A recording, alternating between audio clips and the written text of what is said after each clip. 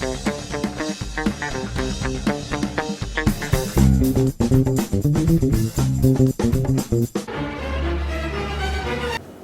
back to the Mike Saunders Project.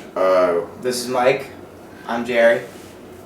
If you haven't watched this before, we watch and... You're missing a great time. We watch really bad movies and we discuss them. We did another Neil Breen movie. Our second. Fateful 2013 Fateful Finding. The Neil Breen movie machine is at it again. It's a 2013 Neil Breen vehicle. We previously did Double Down, his first film. That was his first movie? Yeah. Interesting.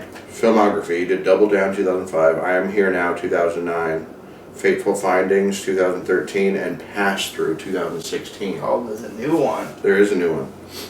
We didn't mean even to do Fateful Findings. We wanted to do I Am Here Now, but they took it off of YouTube, so I gotta figure out how to get watch it for free. Gotta figure out how to get it. So the movie starts out, two kids, a boy and a girl. They're running through a grassy field. And they come across a mushroom. And I believe the first words of the movie are, oh look, Dylan, a mushroom. You know, and guess what? That mushroom is magical. It turns into a bag that has a box in it. And what's in the box? This little black little cube. And gems. You know, and gems. You're getting rock candy. Delicious, delicious rock candy gems. It's implied that the girl and the boy are dating. Yeah, I'm totally skipping that part. So it's implied that the girl and boy are dating and that they have some kind of magical connection now, right? And this little wisp of like ghost smoke goes up into the ectoplasm. Yeah, I guess. And then it cuts to a scene where her parents and her are moving away for good, and they do a hand mind meld, and then they wave for a while. They wave a lot. That one chick looks like a friggin', looks like she's giving the Nazi salute when she's waving. So then it cuts to a guy who's on the phone with a woman. Neil Breen. The star and director of the film, Neil Breen. So then it cuts to Neil Breen, and he's walking down the street, he drops his cell phone, and he gets hit by a fucking town car. A limo. A Rolls Royce. And it fucks him up. You can't tell because it looks like there's just red paint on his face. He's leaking red all over. But it fucks him up. And this woman with an amazing body. You don't see her head. Who knows why? You don't see her head. You don't even know who she is. It doesn't ever come back up in the film. I was hoping. So she comes out and touches his body, and some of the ectoplasm goes into him. And then after a long pan through the hospital, you see him in bed, right? And he's got bandages all over his head. Standing next to one of the worst wigs I've ever seen. It pans up to this decrepit old man, like the oldest man on earth, with a wig made out of teddy bear hair. His head looked like a Rhode Island Red Rooster. A new cinnamon hair. So a friend of his, Jim, and his Swedish wife show up at the hospital, and they talk to old wig doctor, Dr. Wig. How dare you ask me if this is a wig? This is my natural hair. Nobody knows. And then an administrator comes in. Look, an administrator comes in. All right. The administrator comes in, and she's got that same rock candy bracelet that little girl had, right? So obviously, it's implied that those are the gems that they found in the mushroom bag. So when he goes to sign himself out of the hospital, you start seeing him from the back, and his patient robes are tied up in the back. And you see him walking away, and you're like, you know butt's happening, and sure enough, it slides open, and you get to see his full butt. It wouldn't be a Neil Breen movie without seeing his butt. And he's like, you know what? I need to go home and take a shower. And in that shower, he loses a lot of blood. Like a gallon? Yes. And he's like, well, dude, I'm shampooing my head here. Glurp, glurp. So then, his wife shows up. his wife shows up and they have sex in the shower, it's implied. In the midst of all that watery blood, I don't know. So then they have a dinner party, right? No, before that, they reveal that he's a writer, and he's only written one book, and people are calling him publishers are calling him all the time to, we want another book, give us another book. And he's all stressed out because I guess he only had like one book in him, right? So then they have a dinner party to celebrate that he is, we won't get into it, but he's pretending that he's writing a new book. So they're all celebrating it, right? That was why they were having the party? So, and because he's getting better, right? But he's also having problems with his Swedish wife. She is starting to take his pain pills. Well, they make it seem like she's had problems with drugs in the past. But when he started taking pills for this thing again, she started up again. They invited over Jim, his wife, side boob. Lady side boob. Tell us about Lady side boob, Jim's wife. She's got huge boobs, and they try to show her side boob. She just gave me these little loose spaghetti strap shirts, and it's just BAM! I said side boob. Like a fucking, like a heirloom tomato sticking out the side of her,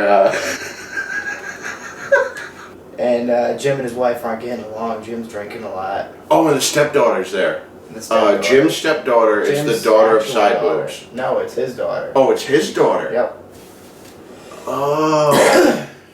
Well, she's definitely hungry. I'm hungry. I can't wait for dinner. I'm hungry. She's the worst actress ever.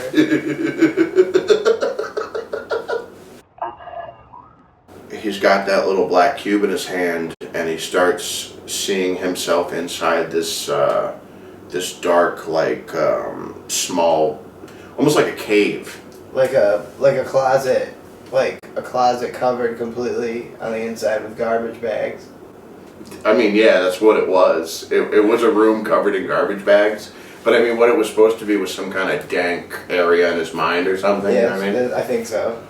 So he's sitting there naked in classic Neil Breen fashion, you know, no clothes on. So Neil goes inside to write his books, right? And his writing area is, he's got 6 copies of his first book. And the first time we see it, he's just signing autographs. And then those books just stay in his office He's the whole just movie. signing them to himself. Dear Neil, best wishes, Neil Breen. Good luck with that writing, you hack. All 6 of the laptops from Double Down make an appearance in this movie. And one thing I love about Neil Breen movies is there's no license plates on any cars, and no phones and or laptop computers, anything like that, are on at all. They're always off, blank screen. And Neil Breen's character is always mentally unstable. And he's always typing like this. Like he's never even seen a computer. So he's like, oh, what's that outside? So he looks outside, and you know, way in the corner of his yard where his in-ground pool is, young sexy daughter. Jim's teenage daughter is just swimming in the pool. Well, she's got her bikini, right? And so she puts her back to Neil. She takes her fucking bikini top off, and she turns to him and goes, Dylan. But she's like fucking 25 feet away, and he's got the window shut. Dylan. He's doing one of these to the shades. Yeah. Dylan. She immediately puts the top back on and goes inside and starts a bath, right? But Draws a hot bubble bath. She doesn't stop up the fucking drain, so she's just pouring bubble bath just straight goddamn into the drain like it's Drano. That's a waste just of money. glug, glug, glug, glug. And the fucking whoever's directed the scene's not saying shit. They're just like, yeah, dude, whatever. Who cares? What a mullet. Well, Cut the it looks mullet, like Neil. Bruce. He's got that Neil. Bruce Springsteen. Neil, cut the mullet. He should go to the barber and tell him he's sick of looking like an asshole. I'm sick of looking like Steve Gutenberg today. So he stops her. She wants to take a sexy bubble bath, but he stops her and says, "You got to stop this shit." I want to ride the Neil Breen train, she says. And he's Neil like- Breen's like, no, I got a Swedish wife who's already unstable. And- He's so unstable, he's seeing 2 therapists. Oh, I forgot about that. Oh, hold on. There's a lot of facets, a lot of eddies, and valleys in this movie. There's a lot going on here. It's a shame you didn't see it. The first psychotherapist is a fat old guy with a beard.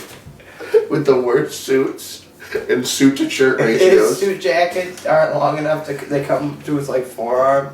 His office is like fucking 50 feet long. It's a long rectangle. And he has this long dining room table. No, it's not even a dining, it's a conference table. There's like 14 chairs. There is. And Neil, the patient, is sitting on one end, and the psychotherapist on the other end, and they're shouting back and forth. Would you pass the salt? And then the other psychotherapist is in a broom closet. Yeah, they're literally like knee to knee. They're so close together. They're in those church folding chairs. She's wearing an old velvet curtain. Every day he meets with her, she's wearing the same shit. Turns to find out she's some kind of ghost or something, right? She disappeared at one point. I think she's one of the magic people that's supposed to be helping Neil. Alright, so Neil's marriage is a little rocky because she will not stop taking painkillers. And he's like, dude, we gotta stop this shit. And she's like, I can't stop, it's too hard. And you're bullshit. And you're cheating on me, I know it. And he's like, I'm not. Because you've got a secret. I'm not. You've got a secret, Neil. A few houses over at Jim's house, we find out that Side Boob is not giving him, they're not having sex. No maritals. Not even anything intimate, they don't even hug each other or kisses or nothing. Talk to me, please. She's like, come on, we haven't had sex in months. And she's like, she gives him like 6 reasons right off the bat. All of them. I'm sick, my back hurts, I'm busy at work. We're not at work, get on your knees. He goes, fuck it, I'm going to work on my car. And she goes and gets a gun. And she comes out and she's like, and we're like, oh my God, she's gonna shoot this man. And she goes out there and she goes, I'm gonna shoot your car full of holes. And we're like, oh, Jesus. And then she shoots him. Right in the head. Yeah, like right here. And she's like, oh, he committed suicide. The stepdaughter runs out to see what all the commotion was. The commotion in the garage. And Neil Breen runs over and he's holding Jim and he's giving him this really weird suicide speech. Oh, man. I can't believe you committed suicide. I cannot believe you committed suicide. How could you have done this? How could you have committed suicide? Neil Breen can't emote to save his life. This happens at the midpoint of the movie, and we never see this storyline again. We never hear back from Side Boob, the daughter, or what happened to Jim. There's no funeral.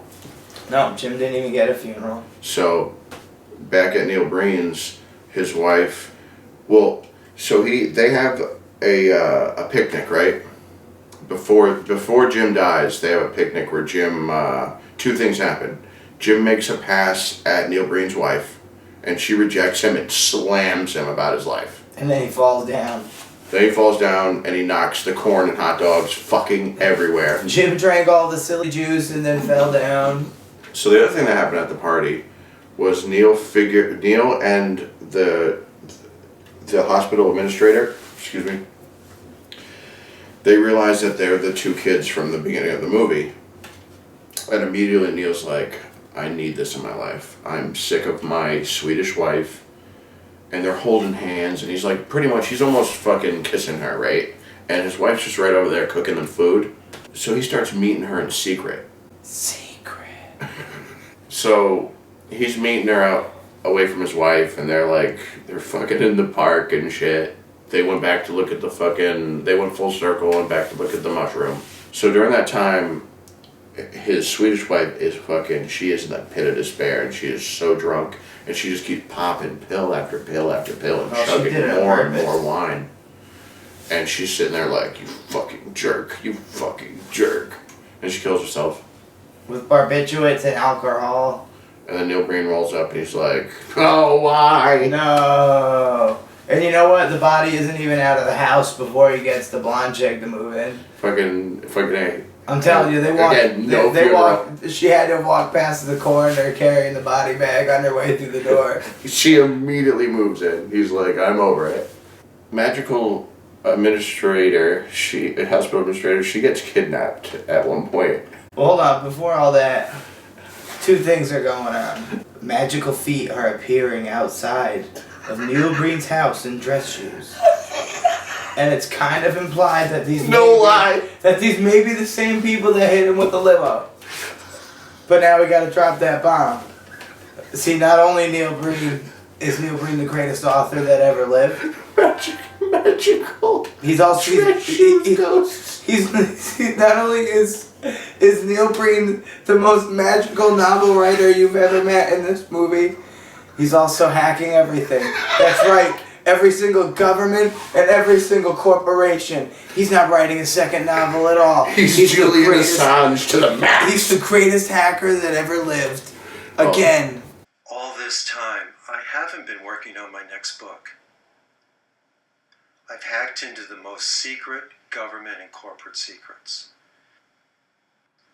The most secret.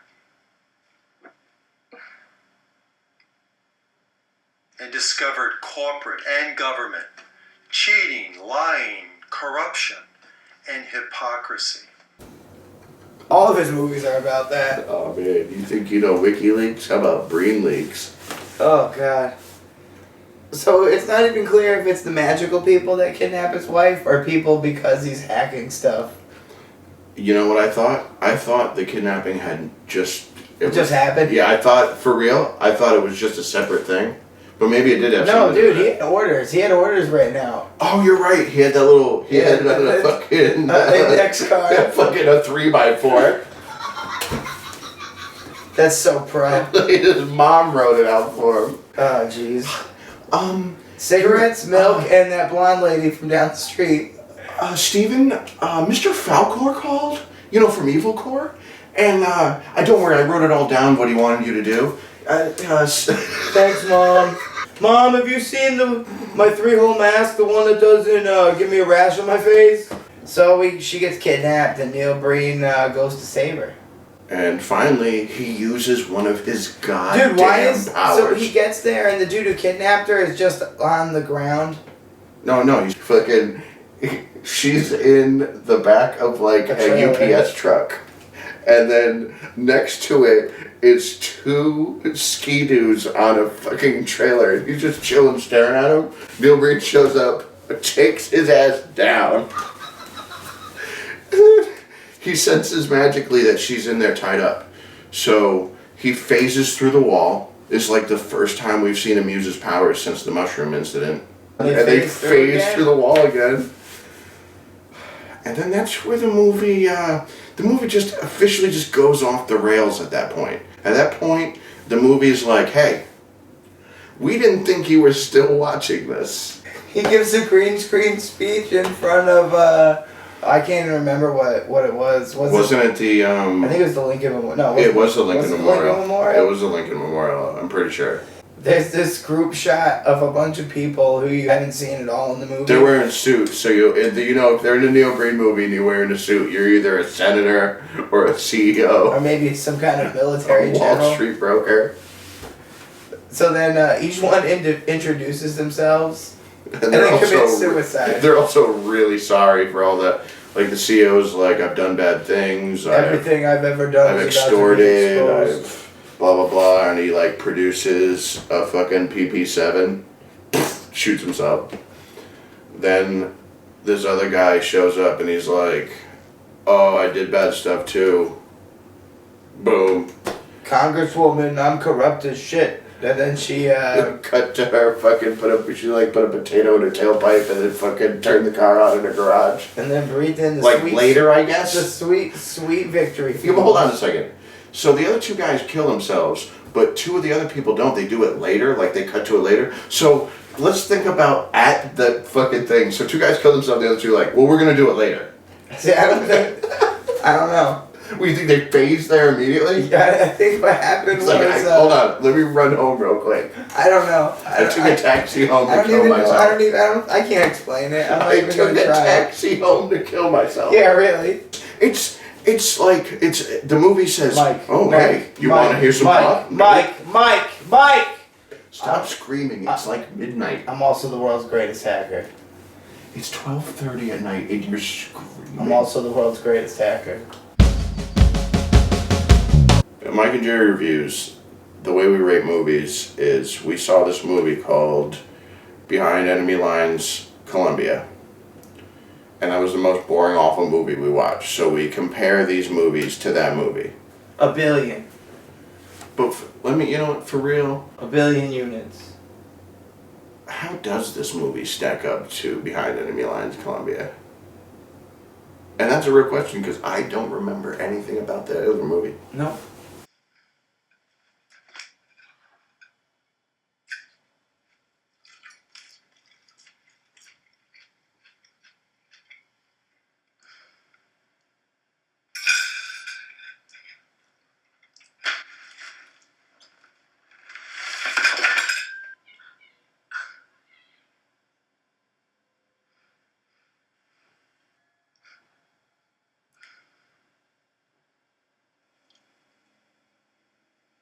I'm hungry. I can't wait for dinner. Dylan.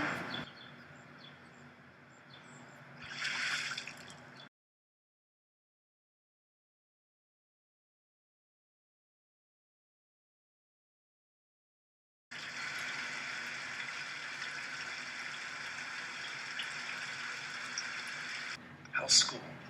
Almost done.